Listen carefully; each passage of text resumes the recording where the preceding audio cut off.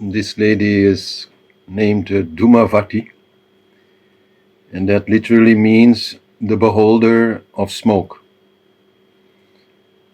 Now, that actually means, in more simple terms, she sees only smoke, right? If you behold a mountain, then you're not thinking, oh, what a beautiful little flower is there, yeah? No. When you behold the mountain, you only see the mountain. So when you are the beholder of smoke, then only smoke is there. And so smoke means in this way, like ignorance, lack of clarity. You don't see clear. You don't know what to do. You see no alternative to whatever is there, or you're a little bit stuck in thinking about how you can deal with things. So, but this is also at the same time a great opportunity which Dhumavati represents. So Dhumavati looks like an old lady, a grandmother, and in that way she is often called Alakshmi, meaning the opposite of Lakshmi. Lakshmi, which is always very beautiful and wealthy, throwing coins around. So Dhumavati is the opposite. She is ugly, she is old, she is poor. So she is like also often named to be the widow, the Shakti without Shiva, the Purush Shunya, which means the energy without consciousness, or Shakti without Shiva. So we see her there on her chariot, and I must say I was trying to find out the symbolism of the chariot, but I couldn't really find any reference in the material that Hari Chauhari left. So I was thinking about it myself. Why would she be always shown on a chariot? And I also thought, okay, what other gods and goddesses are shown on a chariot? And there we of course have the sun, which is always shown on the chariot, with 7 horses, which are the 7 colors of the rainbow. So in there the meaning quite clearly is that the sun is always moving, right? It's coming and going. We have day and we have night. So, okay, this is my own interpretation now. I think the chariot also means that this smokiness, this darkness, this void that Dhumavati represents in our lives, it comes but it also goes.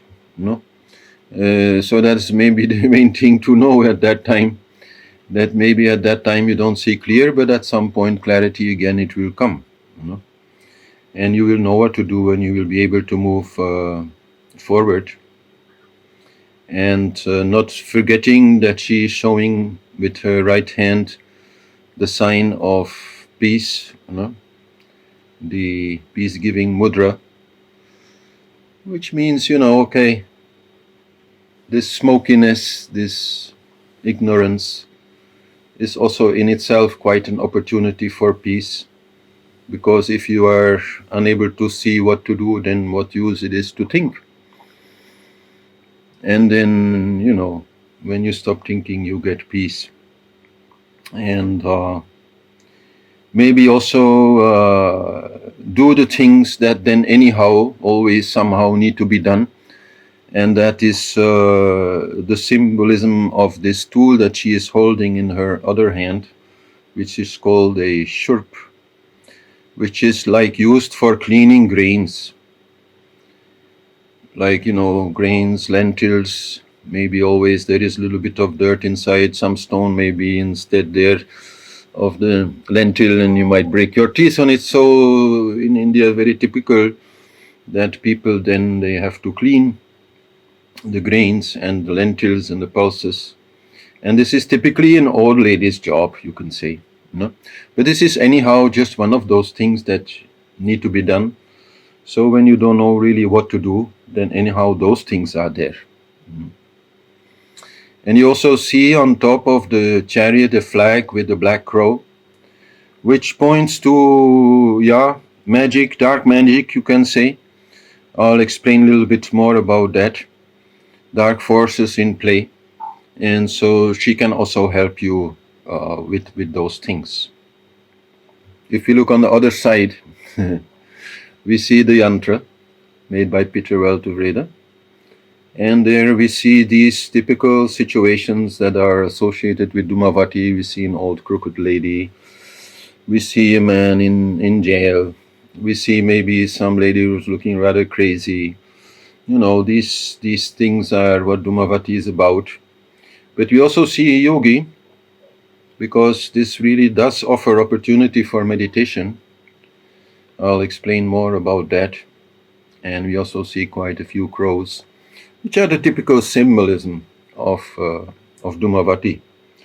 Often in temples you will not see Dhumavati, but at least you will see a crow somewhere, or an image of a crow, or a statue of a crow, showing that she is also there, and she is part of yoga, she is part of the job, let's say. So when I say we have to then see this as an opportunity for yoga, that comes in a number of ways. And we often say that, suffering, because this is a little bit of suffering now, which is here, is needed for growth. And some people, of course, they will not really like that so much when I say that. I'm not the only one saying it, because it's just true. But of course, it does not mean that we have to inflict suffering on others just to make them grow. That's a totally different thing. Only when we have to deal with suffering in our lives, or maybe also when we look at the lives of others, we can understand it. And the main reason is that we can be very stubborn in our attachments. Now, even we people here have been thinking a lot about the subject and talking maybe about the subject and trying to work on this subject. We have to accept that we are still quite stubborn in our attachments. So then sometimes this has to be broken. And this works karmically. It comes when it is the time, I would say. But so sometimes some attachment, it has to be broken. To grow, it seems like, it means we always grow bigger. Normally when you grow, you grow bigger. But actually when we say growth, it means you grow smaller. You lose things. And okay, in that way you also grow in the sense that you become bigger, or more aligned with cosmic consciousness, which of course in a way is really huge. But it's still a matter of losing things, of detaching from things, of a different kind of identification, which is what attachment really is. So that is what Dhumavati is about. And I think in the picture we just saw, she still looks relatively nice. You may find some pictures where she looks really like, I would say, a bad old lady, very troublesome, like restless, chaotic even, depressed, somewhat demented maybe, no? So, that's how it comes. But still she is holding the hand like this. She is showing that face of nature, you can say. The goddess is nature. So nature has many faces. And there is that one face which is not so nice to look at. And she is showing, but she's saying anyhow, hey, please keep the peace. Because this will come and this will go, and something good also will come from it. So that's the main thing. And I must say, when I was a little bit thinking about this class today, very much my grandmother came to mind, who was a very, very nice lady. She became 101 years old, always very courageous, always very simple and nice. And she was really the kind of grandmother where you could go with your troubles, and find peace there. And the particular way in which she was doing it is very much like it is meant to be with Dhumavati, because she was really old, so whatever problem you came with, she was not trying to solve it. Most people, when you go to them and you tell about your troubles, then they'll try to find some solutions for you. But she was not trying to do that. She was just giving you a cup of tea and some kindness. She'd give you a hug maybe, and what she mostly brought was acceptance. Acceptance of this moment, acceptance of this problem. And then she would say, like, well, I guess many grandmothers, maybe they say, oh, everything is going to be all right. And that comes from the wisdom of old age. In old age, then everything always changes. So whatever problem comes, it will go. So in that way, everything anyhow is going to be all right, whatever you are facing right now. So that is a beautiful way to work with your problems, to accept that you don't know. I mean, of course, in some ways, some problems they will come and you will know what to do. Or at least feel that you can think some ways to escape from this problem, then that is the natural thing to do. Now, I'm not saying you should just accept all your problems and not try to solve any of them, But in some ways, we come in life upon problems that are hard to solve, where at least for a time we don't know how to deal with it, And these are typical then, the problems that come in old age, when a lot of things that we are attached to no longer work like they used to. We can no longer do what we like to do. Maybe we were very much into climbing mountains, and then at some point we have to say, okay, now I just look at them. No, no more climbing for me. Or, whatever, some ailments come also at any age, of course, which are keeping us, let's say, grounded for a longer period of time. Some limitations come, some lockdown comes, some thing comes, and we don't know what to do. So the beauty there is that when we really are somewhat overwhelmed by this not knowing, by this ignorance, where we are in that smoke, that we can say, okay, I don't know. I accept that I don't know.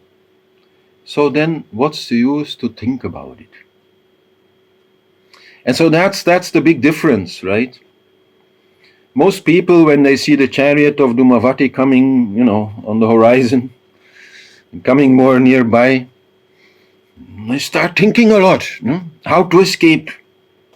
And natural, totally natural, should be done.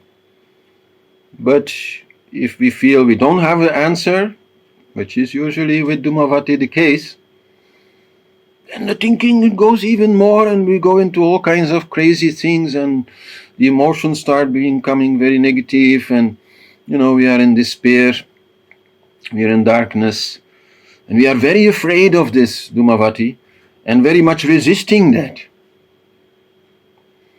So that is where our ego becomes very attached to this poor me ego. So this is the one option we have when we are faced with a problem which we cannot so easily solve, is to go into the poor me ego, anyhow try to escape even though we know we can't, and to feel very sorry for ourselves, and that then may lead to lots of things which are usually not very helpful, or maybe rather making things worse. Or we can see Dhumavati coming on the horizon and see her as the goddess and see her peace-giving hand and say, okay, I don't know, so what's the use thinking? And then to stop all this thinking and to go into silence and into peace. So there, from accepting this ignorance, from accepting this problem, but also the ignorance, about solving it, we come to the void, the emptiness, the darkness, which, for example, in Buddhism is seen as something very, very important also. They talk a lot about it. And then from this darkness to silence.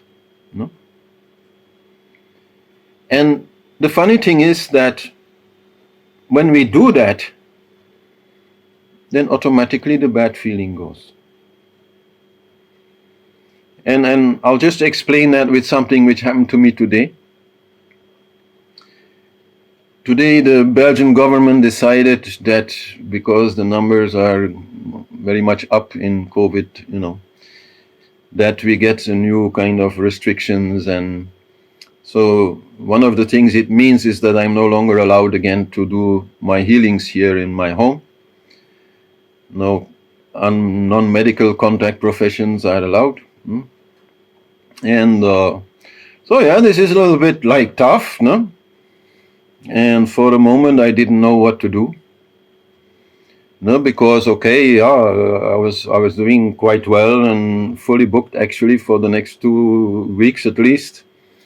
So now all that kind of disappears, and then how to survive. Okay, it didn't seem very clear. No, I'm not saying I couldn't see some possibilities. For sure there are, and don't worry, I'll survive. But I thought, since I was a little bit in preparation of this class, let's do it right, no? So I totally, before going into any thinking about what to do, I said, no, let's forget about that for the moment. I can always do that later. And it's pretty obvious in a way what can be done and what cannot be done. No? Let's just, go outside in the garden and get my first tan of the year, I hadn't been able to do that somehow, and the weather was quite nice, not very hot or anything, it's still a little bit of cold wind, but good enough to lie down in the grass. And, I installed myself really well and lie down and let the sun shine on me and feel the wind blowing, and totally gave into that ignorance, gave into that not knowing, gave into not having any solution, or not seeing, at that moment really how I could do it, but totally accepting that. And there, yes, that silence that then came, and which I'm relatively good to produce also, but that's beside the point. That silence which then came, then it becomes like something neutral, like it is neither feeling very good or very bad. It's an ignorance, a darkness, yes, but you accept it, so there is silence. Then very rapidly, actually, this comes into positive feeling. This bliss of silence, it comes. The moment you again start thinking, again the negative feeling comes. Or then maybe you think something, I can do this, and a little bit of positive thinking comes and feeling comes, but then other things come and again negative comes. So that is Dhumavati, to just forget about all of it. Just get out of it and be silent, and there the smile, it comes. So for about 2 hours I was out in the sun. I don't know if you guys can see I got a tan or not, but it was really very enjoyable. I think it was one of the most enjoyable few hours I've had since I came to live here a few months back. 2 months back, or what was it? So totally relaxed, totally giving into Mother Earth, like I was lying on Mother Earth and totally accepting whatever would come, and totally, trusting also, without thinking about it, just letting myself go into that feeling. And then after that, I came back inside, made a cup of chai, And okay, then I wrote down a few things which actually came then quite naturally from this good feeling and this peaceful feeling, which could be done, to, let's say, better promote my long distance healing, because people have a hard time to kind of believe in these things. And I was thinking about what to do after the Mahavidyas are done, then, maybe do something else. And no, but that's really not what this is about, right? It's about this power of accepting the not knowing, of accepting that, you don't know the solution. And I can point to Eckhart Tolle also in his book, The Power of Now, is very clear. No? He describes it very clearly how he came to that power of just being in the now, no? Which means not to think, because all thoughts are about the past or the future, because of his big depression. No? And he saw no solution. And he was lying on his bed, and suddenly that silence came. And that feeling of being in the now came. But okay, he didn't write a book, The Power of Depression. Could have done that too, but I don't think it would have been very successful. Maybe, who knows. But anyhow, so that power you get with Dhumavati, and okay, it has many aspects, it's about seeing that misfortune is also a good fortune in a way, like it can teach you things, you can grow from it. You might be very thankful for it later, in a way. It's like one famous American Indian movie, I don't remember the name, where an old man is saying, quite like before he's going to die, to God, the Great Spirit or whatever, thank you for giving me eyes so that I could see and enjoy, the beautiful earth. And thank you also for then taking away my eyes. He was blind, so that I could see even further. So this is this thankfulness that we can also feel later, maybe not at the time itself, but later after having faced some problems, understanding that this void, this emptiness of thought is full of being, and really they're discovering the self in whichever way. I mean, some call it the power of now, some call it the power of silence, some call it the power of being. It's a power for sure. It brings a power, it brings a bliss, it brings a peace, it brings you, a lot of strength and the ability to deal with life, to be able to, accept the void. Many people, they are actually afraid of this void. They are afraid to stop thinking. I was wondering about it with one of my students who really had like a hard time to stop thinking, even though I was trying to teach her. And I realized it was not just the like thinking that she could not do it, which was also part of the problem. If you think you cannot stop thinking, then yeah, for sure you cannot.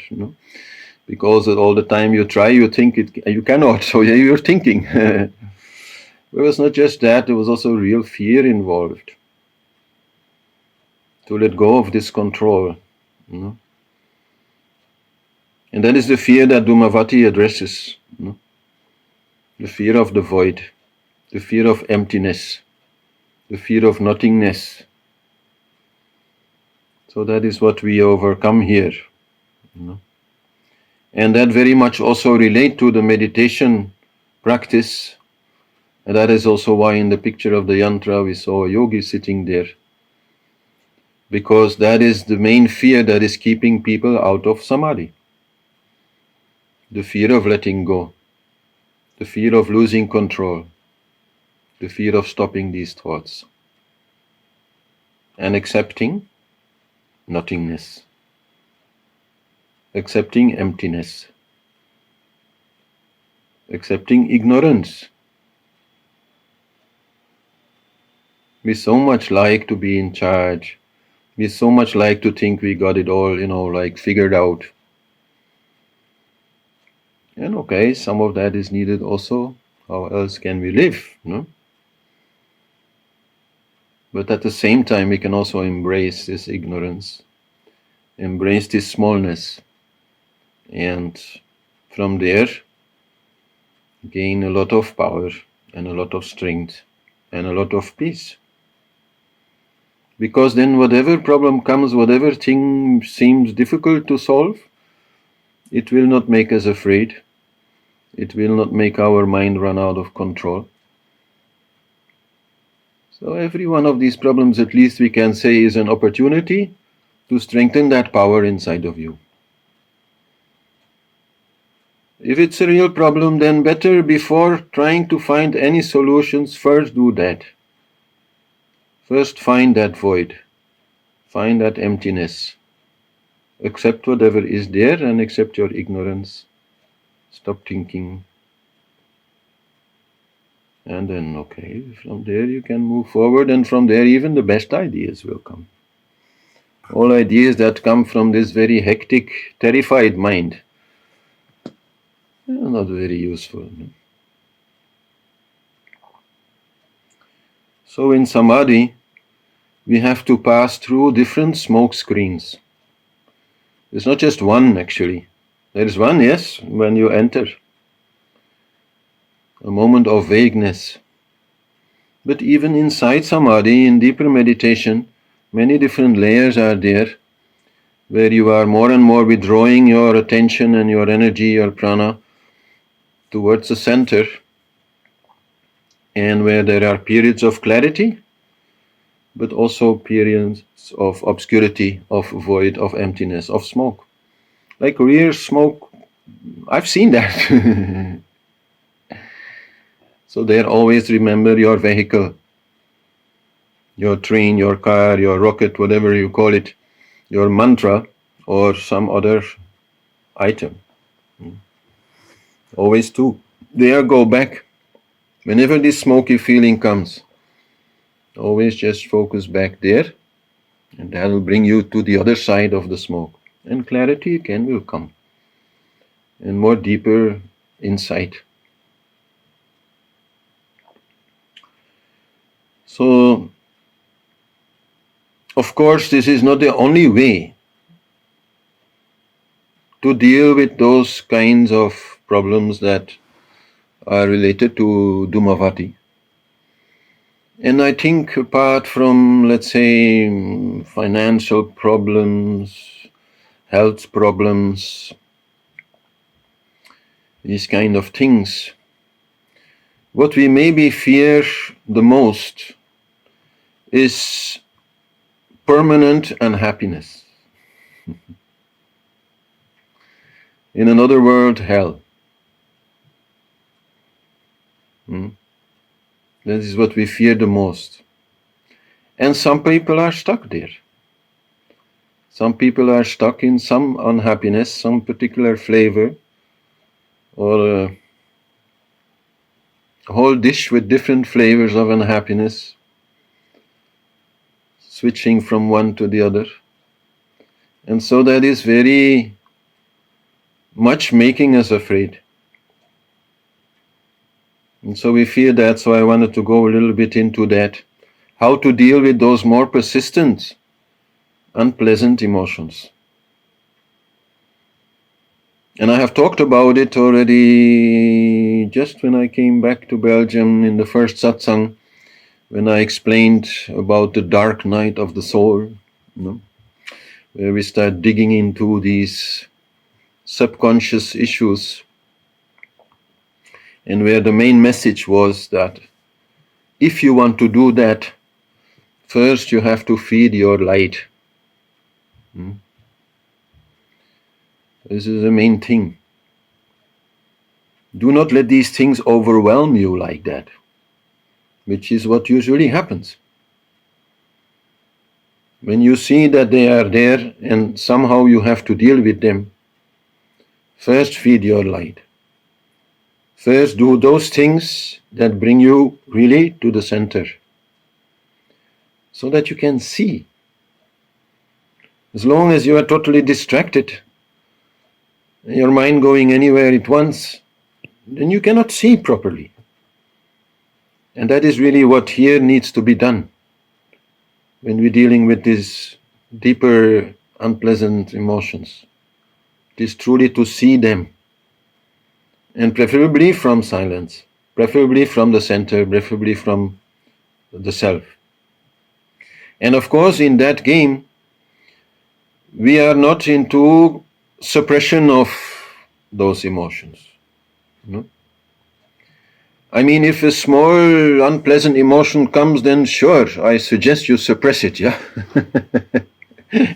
Meaning, you turn your attention away from it and you go somewhere else. And okay, if then it doesn't come back, then it was just a little feeling. Why stick to it? Why get into it? Why take it so seriously? No?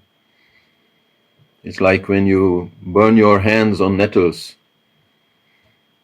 It stings for a while, but after a while, it goes, no? So nothing more need to be done about that. You're not a child who then needs some ointment or, some special thing to be done. No? But those things which come back, those things which you seem, unable to avoid,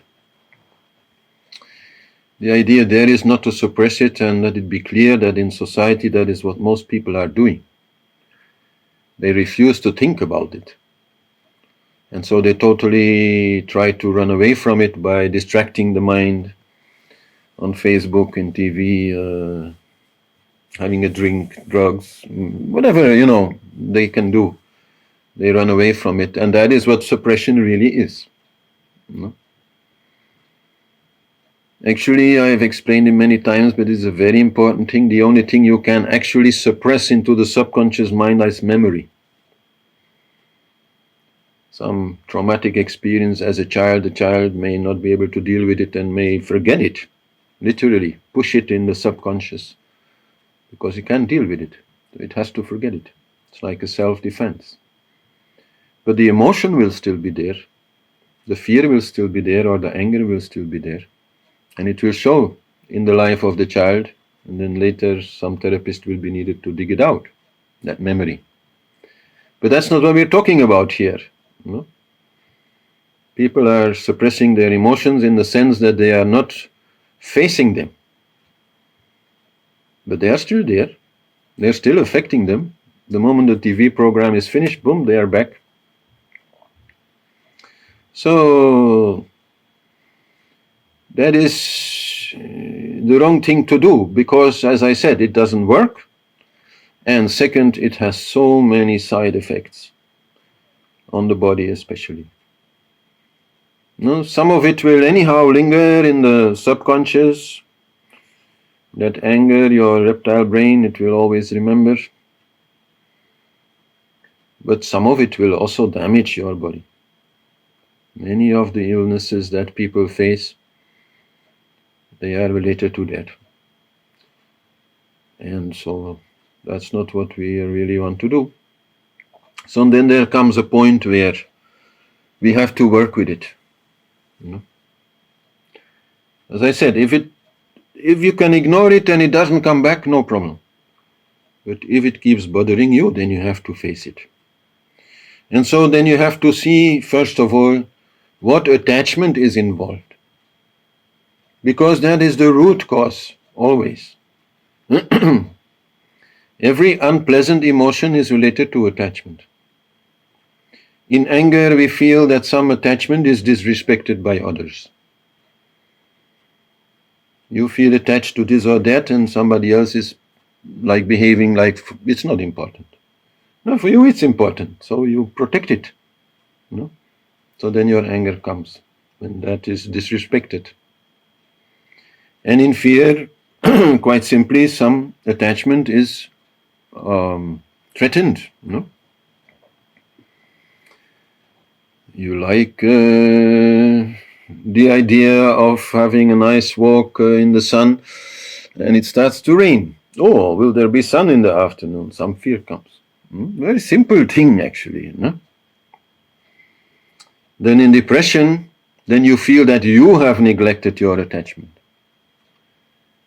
Something to you is important and you have neglected it, and that way you are losing it or have lost it or threatened to lose it, or you have not been able to properly defend it towards others. So that's when depression comes. And then sadness comes when already some attachment is gone. We had to let go somehow or other. We lost it. So always to see that is the first thing, because that is the real issue. Your attachment. Always knowing that, well, you are totally free to attach. That's, part of this game. I've said many times there's not much of a difference between the word love and the word attachment. So, yeah. But you can also let go when that is in the nature of things. And so then many of these problems, already you take out the root of it. But so maybe more needs to be done, because we are complex creatures, especially with our subconscious. And so then the second rule is expression. Somehow this emotion that is bothering you, it is bothering you because it seeks to be expressed. Maybe nothing more than that. It's quite funny how that works. As long as we suppress it, it cannot be expressed. So maybe we need to express it, and that can take many forms in art. We can write about it. Maybe we need to talk about it to somebody, who is involved in it. Some expression has to be there. And I would say when you do that, remember not just to express your feeling, because that is only a part of it. Try to make the picture more complete. Try to express also what attachment is involved, because then it becomes a love story. Attachment is love, right? And express maybe also what this emotion is causing inside of you. And I'm not just saying in terms of feeling, but also in terms of what kind of behavior it creates. What kind of, let's say, neural patterns are associated with it. So you can write a book about it. And whether, you publish this book or whether you just write it for yourself, that is totally irrelevant. Sometimes it may feel better if you can somehow communicate to others, At least have one person read it. That may be possible. But sometimes not even that is needed. Just to let it come out in some form takes away so much of the power of it. Then you can accept it has been said. That's the least like you feel you have to do to express it. So, and then maybe some of these things, like in Belgium we call them old cows. What means like they are old problems. Maybe they come really from very much in the past, and they've been bothering us for a long time. Maybe they come from childhood, or maybe they come from some other relationship you had or something, but they got stuck inside of you and they are affecting you. So there it is a little more difficult, maybe.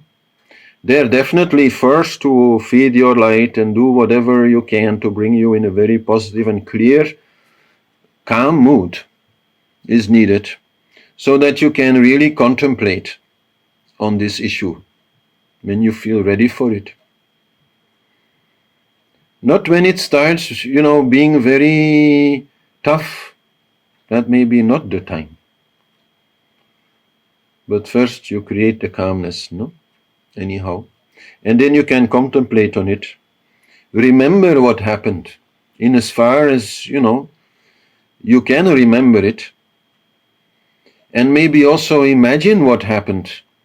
In the sense that, okay, from what you remember, you know your story. You know what you have done, what you have said, what you have seen.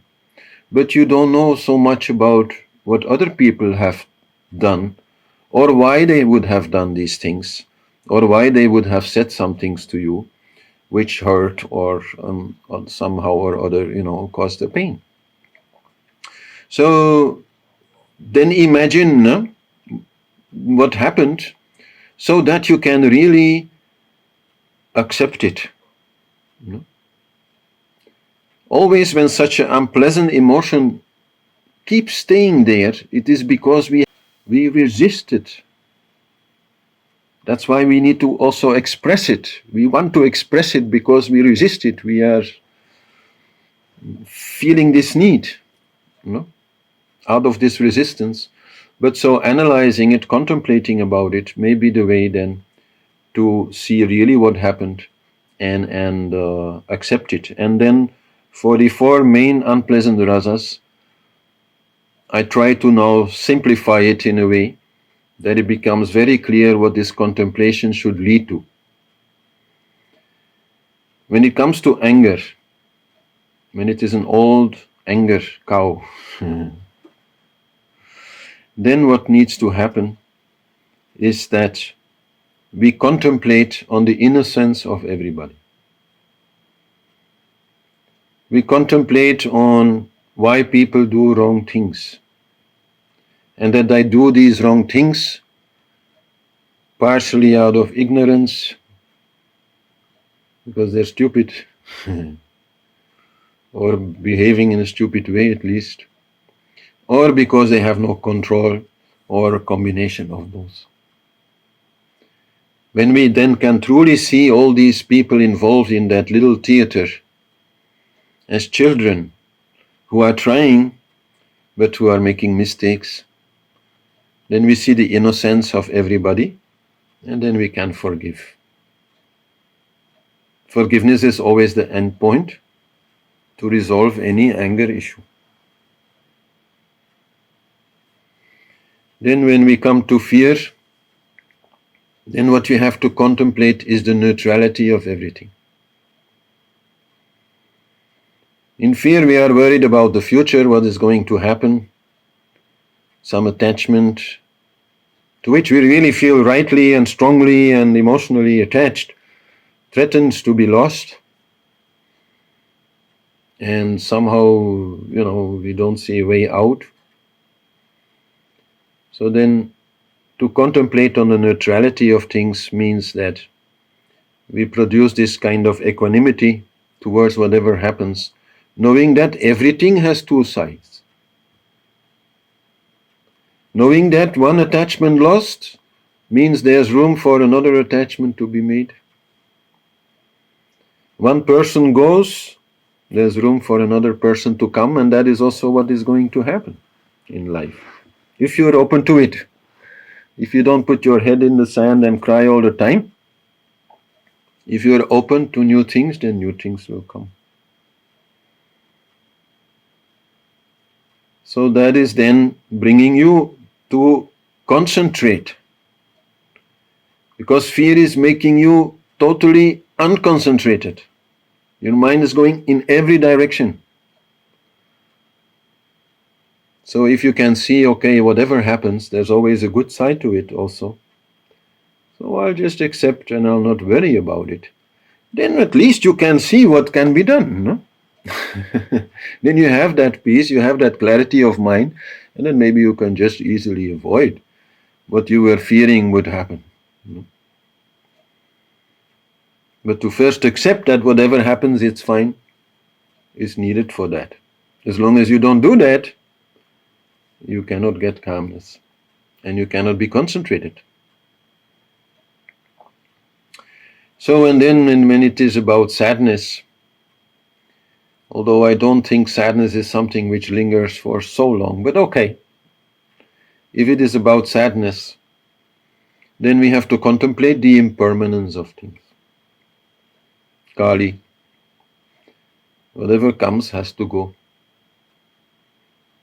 No life without death. No death without life. And life is the, permanent thing that always moves on, and we always move on through different lives and that whole story. So, to contemplate the impermanence of things in relationship to whatever it is, that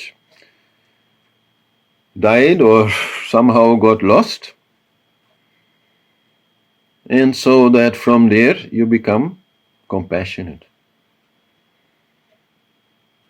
Meaning that your tears will no longer be only your tears.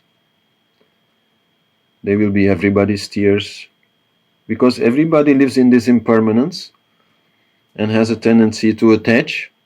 And that way sometimes things are lost and we feel sad. And so then you become a kind person to other people. And that brings also a peace. And then the sadness, it will go. Or it will transform into something a little more beautiful, like the tears that you have when you see a sad movie, because you see that whatever was lost was only lost because a love was there.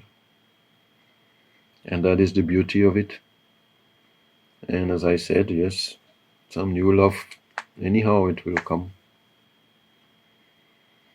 So, and then finally, when we talk about disgust, about depression, about really like looking very negatively and darkly at everything, including yourself,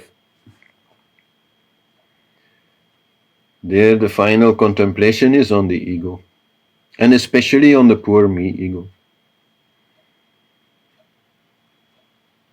When you talk to a person who is depressed, that's really hard. Yeah, I do that quite a lot. Like compared to a person who has a very inflated ego, that's a lot easier somehow to handle, because even though that person may think, oh, I can do anything, then he also knows that can be doubted. No? Who can do anything? Nobody can. There's always some limitations. So that big me ego is always somehow relative. But the poor me ego, in that way, it is different, right? When a person said, oh, I cannot do it, I'm totally useless, I'm a total loser, then that has a lot more power in a way. How to go against it? Whatever you say, same answer will come. Same negativity will come, same disbelief will come. And then for sure, what that person tells you is true. He makes it true by thinking he cannot do anything, by thinking he is a loser, then he is a loser. So that is more hard to deal with, but so when we deal with it ourselves, with our own little depression, that is what we have to think about. That self-fulfilling prophecy of the poor me ego, but even more so, that inexistence of the ego in itself. There is no Peter Martian, so why would Peter Martian, believe he is a loser? Today a loser, tomorrow a winner, that's the game. We can be whatever we want. At least we can grow into whatever we want. It's all about, do we have that confidence? Do we have the belief?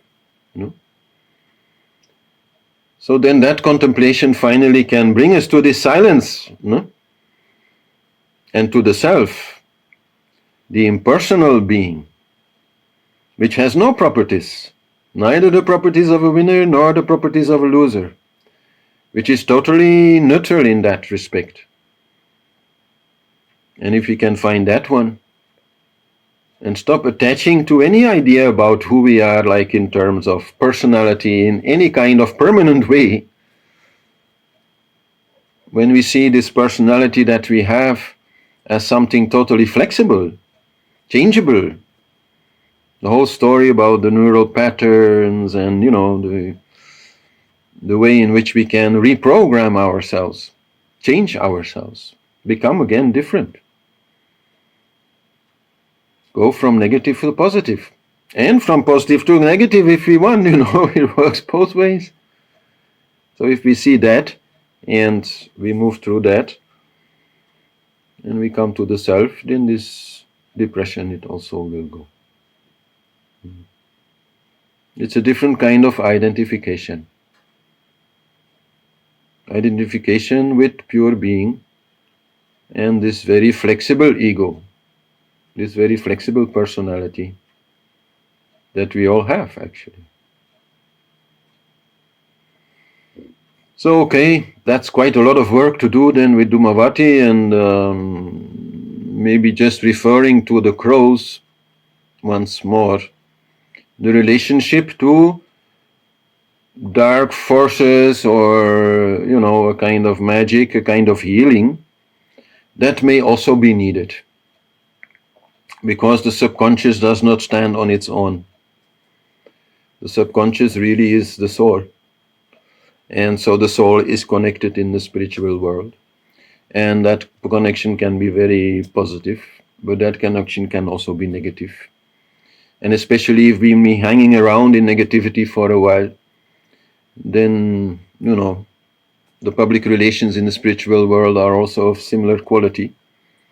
So then that has to be a little bit changed. And then maybe you need some ritual, maybe you need some healer, so that in the subconscious some things can be changed. That reptile brain, for example, it is well known, it responds very well to ritual. Even maybe some rituals that you devise yourself. Putting some flowers in front of the picture of your biggest enemy. That is not just a mental thing. That is changing the way that your snake being inside of you looks at that person. And that way maybe a little bit of your anger, it will be less. And if you can do that every day for a while, that enmity really, it can go. So these are important things that you can easily do by yourself, working more with symbolism than with, thinking. But then, as I said, also this working with the spiritual world, this cleaning of your energy field, this cleaning of whatever is connected to your soul, may also be very helpful in dealing with these things. So I think that is about what I can say about the Mahavidya Dhumavati, the mystery of emptiness. What's the use? Well, it has a lot of use, especially if you make use of it. If you just cry and suffer and go crazy, then it seems pretty useless. But even then, on the level of the soul, things change. Some more detachment will come. And when that comes, then again change will come. And Dhumavati, you will see her behind in her chariot, disappearing on the horizon, and some new light, some new clarity, it will come. So when the going gets very tough, always remember, these things, they come, they go. So keep the faith and seek the silence that anyhow you are almost forced to find, because you don't know anymore.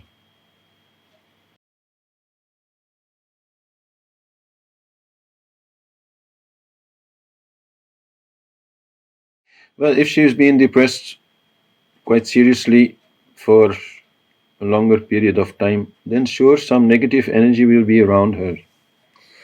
And that may affect you. So then that is your choice, no? To bear that or not. And there are two main things that you can watch for when you are visiting her to protect yourself a little better.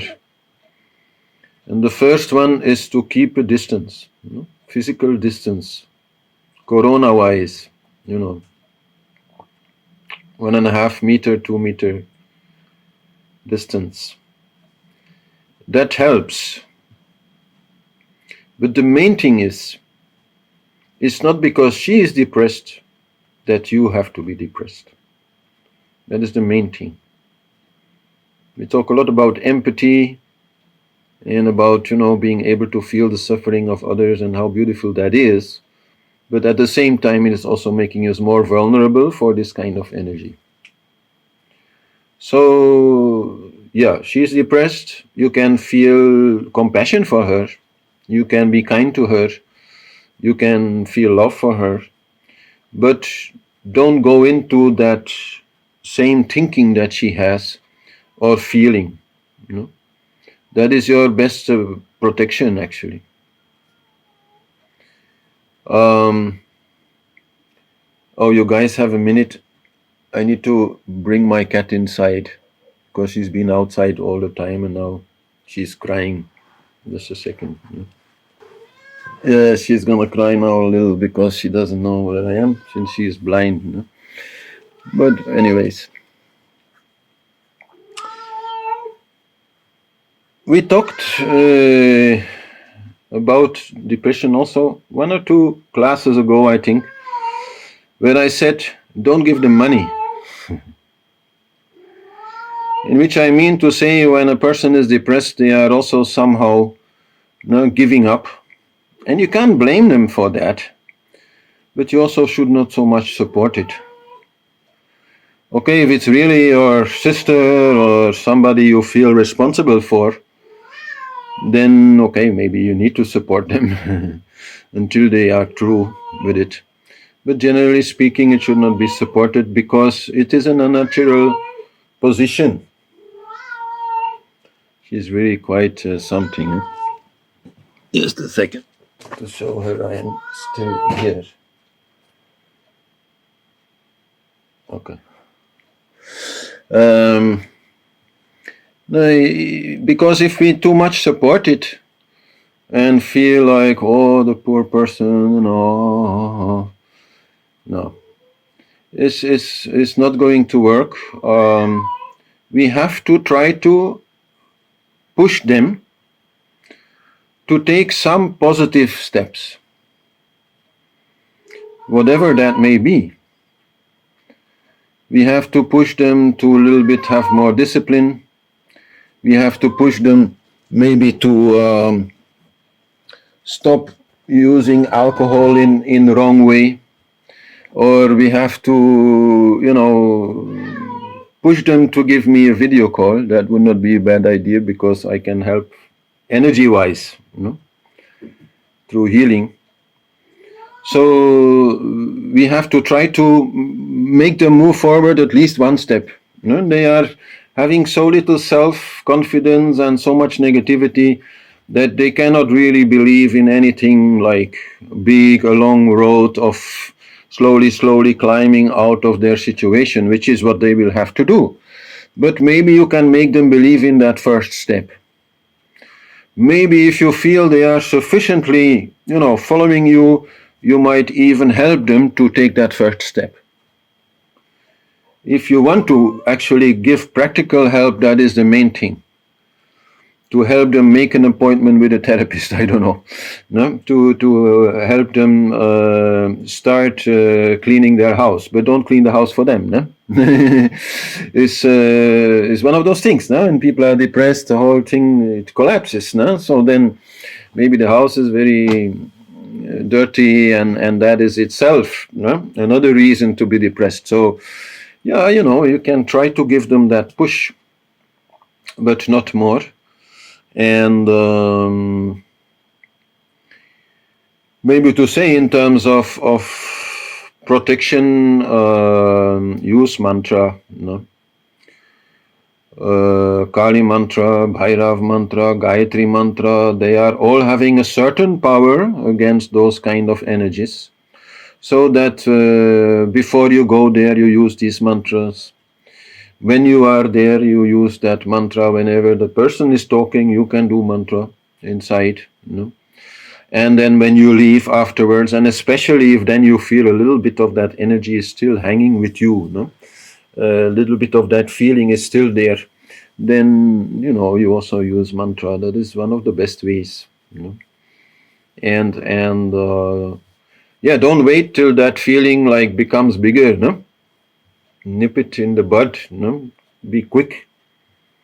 The minute you step out of the door, use it. No? These things are there.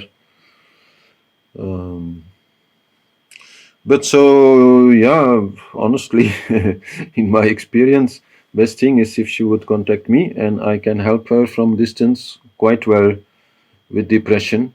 It depends. I mean, I cannot promise, but usually that works quite well. At least that they take those first steps, And then slowly they get out of it. Well, so COVID-wise, you have a good excuse to not hug and do the namaste thing. Because of corona? Yeah. Oh, yes. True. Yeah. I don't know how it works in England, but here we have bubbles, and outside of your bubble, you're not allowed to hug. So if she's not part of your bubble, you're not allowed to hug. So just tell us that in advance. Yeah. Like, you don't want to create any problem for your family. So no hugging. She's welcome, but no hugging. That definitely should be avoided with such a person. Anybody who's very much in a negative thing, we should avoid touching them. Sure. Yeah. Which means that all those people who are doing some kind of physical therapy, like massage therapy or acupuncture or anything, they're heroes, no? They touch all these people all the time. It's very tough. And very often then they need some healing themselves, no? And they need to very much, as heroes, be also like warriors who do a lot of disciplines and who have a meditation every day and who do other things to, always keep their energy pure. Otherwise, themselves, they get into trouble. Some of my more permanent healing clients, they are like that. They know now and then they need a cleaning. Yeah. No, but to have somebody who is professionally involved, let's say, at some stage it is needed. Because, you are her friend. And obviously, in that situation, she is not facing the truth. But how can she face the truth in front of you, who are her friend? That is always going to stop her to be really truthful. That's the advantage of being with somebody with whom you don't have a personal relationship, only like a professional relationship. And that's the mirror effect, which is so essential in therapy. Whether he's a good therapist or not, that will always be there. Somebody will be there to, like, show you yourself. And that depression usually also means that that person has a real problem to face themselves. That's what depression means. You no longer want to face yourself. You no longer believe in yourself. So to really see the truth about yourself, also let's say about your individual self, who you are and who you are not, what you can do, what you cannot do, all these things must be clear. Because only then you can kind of see what's the way out, what are the steps to take. Because the cleaning and all that, okay, is maybe relevant, but this is just a little bit relevant. The more important things are very personal. Yeah, it's up to them, and that's the main issue, the main problem. If they are themselves like reaching out and trying to take the first step, then you can take the hand and pull a little, But if they are not, there's not much you can do. until they themselves snap out of it somehow. And some it takes a month, some it takes a year. It's hard to say. And if they're too much, you try to push them or pull them out, then the moment you turn your back, boom, they are back there. Because the fundament has not been touched. And maybe, like Tolle, they need to become even more depressed to get out of it. That is possible. It must become maybe at some point so unbearable they have no other way. They need to get out. Yeah, it depends. But don't be too soft on her. Kind, yes, but whenever she's like saying things which you are quite clearly seeing are not right, like making plans which are totally unrealistic, or blaming too much others or society or the parents, or don't let that happen. That's the mirror effect. Help her to see the truth, because they are caught in a mind game. They don't see the truth themselves, so they need you or somebody to show.